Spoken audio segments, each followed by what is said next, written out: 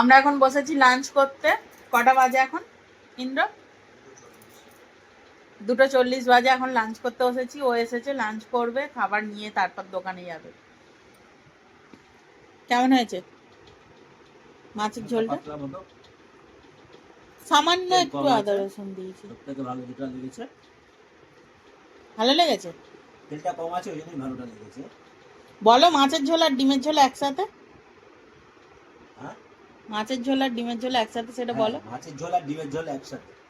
ভূত মাছ আর ডিম। ওর মাছের ঝোল দিয়ে খাওয়া শুরু হয়ে গেছে। আমি এখানে নিয়েছি ভাত, উচ্ছে ভাজা, চিচিঙে চচ্চড়ি। আমার এখানে তরকারি রয়েছে। এটাই তো আজকের আমাদের মেনু হয়েছে। আর এখানে দোকানে যাবে বাপির জন্য খাবার রেডি।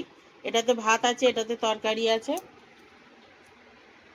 তো ডিম আর মাছ একসাথে দেওয়ার কারণ হচ্ছে, আমি যখন মাছগুলো ভাজি না, কড়ার মধ্যে একটু লেগে গিয়েছিল, তাই আমি ভয় পেয়ে গিয়েছিলাম যে মাছগুলো হয়তো আমি গোটা তুলতে পারবো না।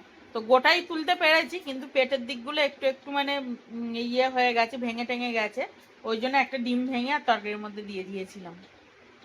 চলো ঝটপট খেয়ে নি, 3টে বাজতে চললো।